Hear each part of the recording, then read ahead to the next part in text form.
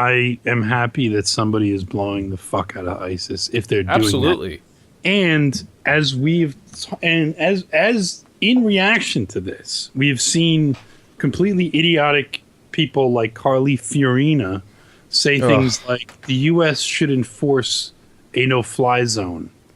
And John McCain has come on and said, like, oh, Putin isn't really killing ISIS. He's killing our moderate rebels. There is no such thing as a moderate. Right. We all get this. Right? Essentially, and this is why U.S. foreign policy is completely fucking retarded. And because it's either retarded or it's evil. You pick one, possibly both. Such that it's like they are claiming that there are moderate Islamist U.S.-backed rebels that we are giving. It's like, really? There's moderate rebels in Syria? Really? These are people that we can fucking trust? And why should I care if Putin blows these people off the face of the fucking earth? You can't. If you look in the recent story, I think from like a week ago, apparently 25% of the weapons and supplies we give the so-called moderates end up going to people like Al-Nusra. Right, which is like Al-Qaeda. Which is like Al-Qaeda. If you're given 1/4 of your supplies to so-called radicals, then you are a radical. Here's a fucking idea: don't give money and weapons to Muslim terrorists. How about that? How fucking hard is that, U.S.? If anything, just give some money and weapons to Assad, because that's the moderate, the secular strongman, keeping everything under. He doesn't like the Jews very much, though. Well, that's the issue, Zog? I'm Jewish. I'm Jewish, Right. So we all know who doesn't like us. It's funny. We actually had a conversation with a guy the other night who's actually a regular TRS contributor, but I guess he just he doesn't know about this stuff. So we'll use him as a proxy for this conversation. He was like, why would Israel be why would the U.S. and Israel be pro-ISIS? And we were like, well, first of all, that's a good question. But the issue isn't a matter, but keep in mind, it's not a matter of if, because all the evidence leads to that the United States, well, I don't think anyone in the United States could come out publicly as like pro-ISIS, that they effectively are protecting them. Like, that's the effect of the policy. Mm-hmm, well, we're effectively protecting them, and Israel is actually protecting them. Israel is actively supporting and protecting them. It's been confirmed that ISIS fighters are allowed to come and go into Israel and use their hospitals whenever. Yes, on the border, Israel has been treating their fighters. This has been in multiple and even reputable newspapers. It's not just something that's on like globalresearch.ca. This is stuff that's on like, it's on a Christian Science Monitor. Like, even I think I saw it in Wall Street. Basic bitch mainstream papers are reporting on this. So it's like a known thing. So like, why would Israel support ISIS? Well, the theory is that what Israel wants is instability. Because if the Arabs are unstable and fighting amongst themselves, then they don't threaten Israel as much. That's the theory. There's also the fact that both Syria and Iran are oppositional states with Israel. They both threaten Israel. They're both in alliance with each other. They're also both in alliance with Russia. And they both are funders and backers of Hezbollah, which is Lebanon-based terrorist group that attacks Israel a lot. So that's why Israel doesn't like Syria. That's why Israel wants Syria out of the picture. To back up that point, that you're saying, I think ISIL has actually even expressed hostile rhetoric towards Hamas. I wouldn't be surprised. I wouldn't be surprised if ISIS was, because despite the fact is that a Sunni Shia split right there? Is that the reason why? Hamas is Sunni. Here's the thing. Here's the thing, though. Hezbollah is Shia. Hezbollah is Shia and Hamas is Sunni. But since Hezbollah and Hamas both have Israel as their big common enemy, they have formed the sort of alliance of convenience in that they're both willing to kill Jews instead of each other for the time being. For the time being, right. But, but ISIS is not on board with that because ISIS came out, look, sorry. All of this shit is twisted like a little wiener package. Like, it's very difficult. It's very difficult for us as Westerners to know or understand all these alliances and twisting alliances, but we do know that generally Sunni and Shia hate each other as much as they hate the Jews. They're easier targets for each other than the Jews are, so they actually do a lot more killing of each other than they do killing of Jews. And Israel, we know, is perfectly happy, and not only perfectly happy, wants to encourage this. And since Israel controls U.S. foreign policy by default, encourages this, even though you would think on the surface it's not in our interest to do this on our interests, theoretically, the U.S. interest. If such a thing existed, which it doesn't anymore, if such a thing as the interest of the United States still existed, it would be stability. Stability so that we can trade with you for oil. But that doesn't match up with, the needs of So, we have to engage in a foreign policy that essentially, particularly over the last 20 years, has removed every single fucking barrier in the Middle East to radical Islam and actively remove those barriers. Saddam Hussein. We've actively worked against every single secular dictator in the Middle East. Gaddafi, Assad, Hussein, Mubarak. We've removed all of them. None of which were threats. The Shah. Don't forget the Shah. If we want to go back there, none of them were a threat to us in any way. You can't argue it. Period. Like, there's no argument. They were not a threat to us. All of them. And what's been put in place is just this vacuum that's led to the spread of radical Islam, which killed 3,000 of our people. Yeah, and not only, look, the idea that these secular Arab dictators wouldn't be on board for some kind of deal with the U.S. is retarded.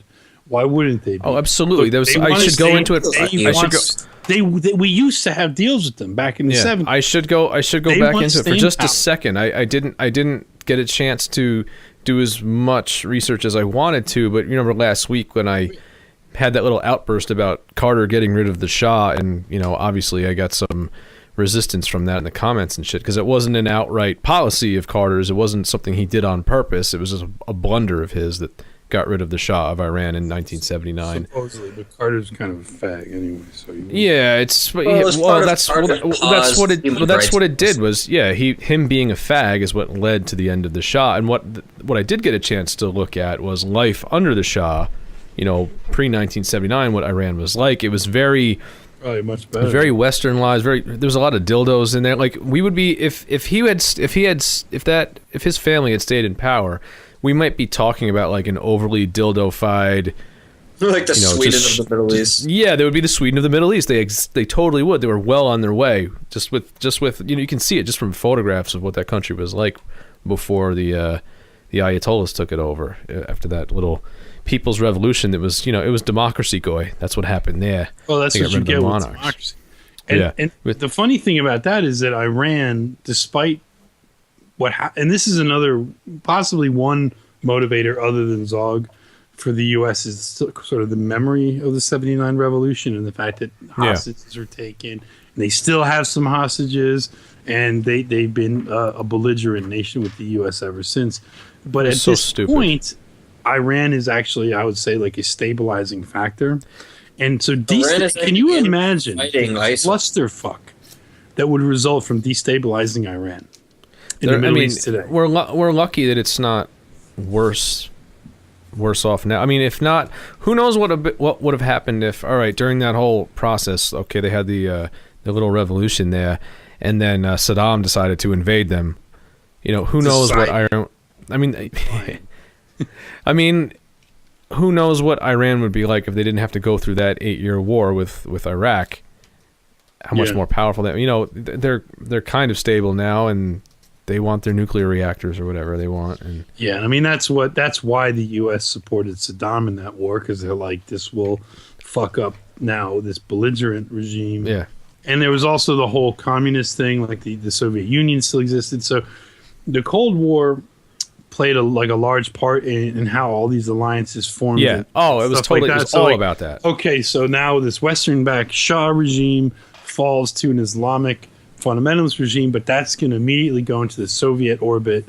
So, but now, since the Soviet Union has fallen, that doesn't come into play. So like once the Soviet Union fell, it's really when the Jews took complete control of U.S. foreign policy. Right. And it's been thoroughly fucking retarded ever since. To jump off that, the bringing up, because you brought up the memory of the hostage crisis and the Soviet Union. I mean, that's really what I think it's a combination of that driving it for the average blue-pilled American and the Zog kind of exploiting that, because I mean we're on the wrong side of Russia and Syria and Iran, which are the three countries which are basically waging open war against Wahhabism. Yeah, and in this if country, I may jump in for just 3,000 of our people. Yeah, go ahead. I was just going to say, we're on the wrong side pitted against Russia, and people like Fiorina, McCain, and I think even Hillary gave lip service to this, was their solution is, we should go have the hot war. We should go have the hot war against Russia that we avoided for 50 years during the Cold War. That's what would solve it. We should start World War III to protect our little hand-picked Islamic fanatic. We should start World War III to protect Islamic fanatics. Think about the insanity. Essentially, it's Al Qaeda. We should protect Al Qaeda. Al Qaeda or ISIS or whatever the fuck it is, and probably doesn't even really actually exist.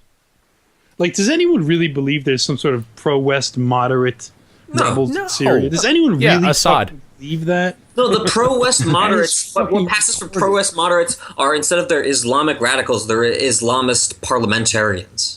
Yeah, they don't want to such bullshit through guns. They want to do it through the parliament. That's fucking bullshit, though. It's also just lies. They just say that to get money and weapons. Yeah, and like the idea that this is how fully retarded and fully under the control of Zog our fucking politicians are.